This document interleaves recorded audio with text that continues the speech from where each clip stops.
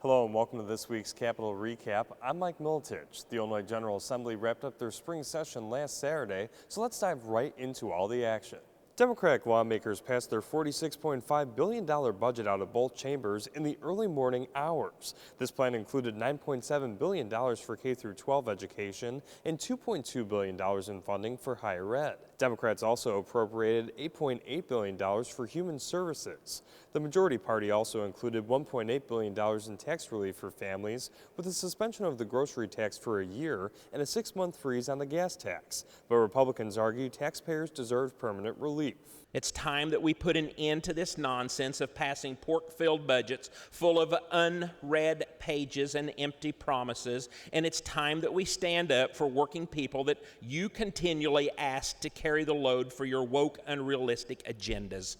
The budget appropriations plan passed out of the Senate on a 34-19 vote. It later passed out of the House on a 72-42 vote. Legislation that could stop smash-and-grab retail crimes also passed out of both chambers last week. This bill creates a legal definition for organized retail crime, which is when someone steals a large amount of merchandise with the intent to sell it somewhere else. But some lawmakers argue the bill doesn't do enough to stop criminals. A Republican senator who worked on the bill argues much of the power behind it was lost during embattled negotiations. This bill started as a giant step forward in combating organized retail theft. And unfortunately, since that start, it has backtracked significantly. The bill would require online retailers like Amazon to verify sellers with a large amount of products to make sure the business is legitimate. Senators passed that proposal on a 42-10 vote, while it moved out of the House with a 96-5 vote. The governor is expected to sign that bill into law as soon as possible. Pritzker celebrated the passage of the budget bills just hours after lawmakers approved them Saturday morning. Democratic leaders believe suspending the grocery tax for a year could save Illinoisans roughly $400 million. Meanwhile, they estimate drivers could save roughly $70 million by freezing the motor fuel tax for 6 months. Pritzker said he was also glad to work with Democrats to permanently expand the state's earned income tax credit for low-income workers 18 to 24 years old, adults 65 and older, and undocumented immigrants.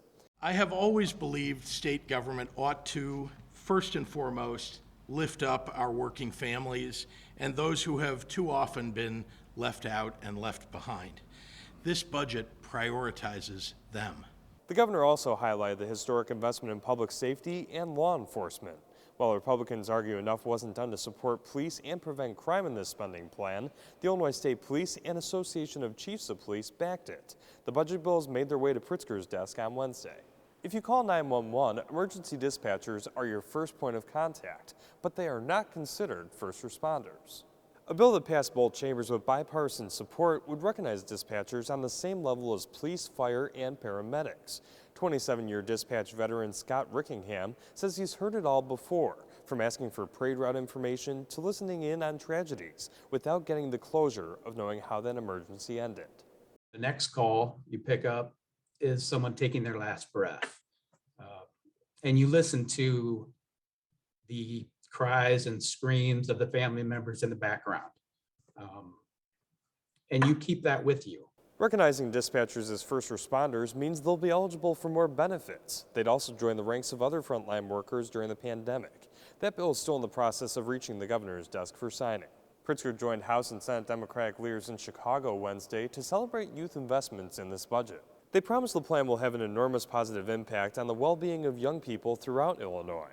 Democrats say children deserve every opportunity to succeed, and they feel this budget delivers on that promise. The spending plan could put $54.4 million towards early childhood education services for more than 7,000 children.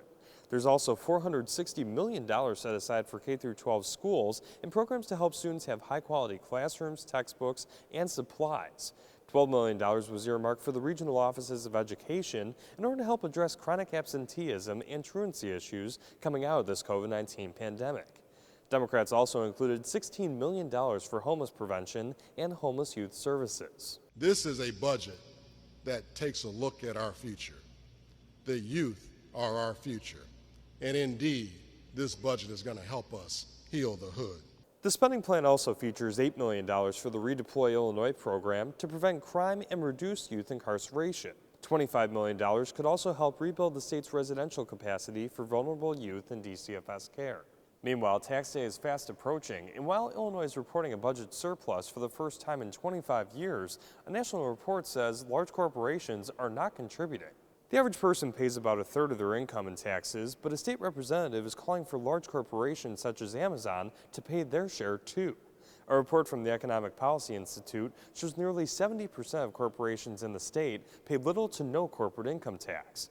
Representative Will Guzzardi says part of the problem is Illinois isn't sure how those companies avoid certain taxes. We figure out how you're dodging our taxes and we start closing the loopholes and changing the laws to make sure these incredibly wealthy individuals and these hugely profitable corporations are in fact paying their fair share. Guzzardi hopes the Illinois General Assembly can pass a plan to require transparency from large companies and direct those lost funds towards education and early childhood. Several other states are calling for similar action. Political debate over the Safety Act has been heated over the past year. Democrats made some slight changes to that law on Saturday morning, but Republicans say it won't be enough. That's completely separate from the fact that a House Democrat called Republicans racist and accused them of lying about the Safety Act. As various components of the Safety Act become effective, it is absolutely critical that our state embrace refinements and important clarifications so that we can optimize the impact and the implementation of these significant initiatives. This proposal could allow police to make custodial arrests when people are a threat to their community. It also gives police officers the ability to monitor a person's location while they're on electronic release, and clarifies state attorneys can deny movement periods for anyone charged with forcible felonies. Republicans are concerned that anyone in pretrial home confinement with or without electronic monitoring must be provided 2 periods of movement time each week under this plan. Safety. Safety now. We want safety now. This bill doesn't give us safety now. Vote no. Democrats say this would give people the opportunity to get groceries, do laundry, or even go to a doctor's appointment. Law enforcement monitoring those individuals would still define how long they could leave their home. The bill could also create a commission to provide recommendations on how to implement the pretrial fairness portion of the Safety Act that eliminates cash bail on January 1st. Meanwhile, Representative Justin Slaughter said Democrats are fed up with Republicans complaining about and politicizing the Safety Act when major portions of that law haven't gone into effect yet. We can smell it. It's a bad stench of racism coming from that side of the aisle. Slaughter said Republicans don't deserve respect from Democrats, and GOP members try to call for decorum, but Democratic leaders didn't stop Slaughter from speaking. That bill passed out of the House on a 64-45 vote, but the Senate didn't have enough time to act on it before the spring session ended. That's all for this week's Capitol Recap. Thanks for joining us. I'm Mike Militich.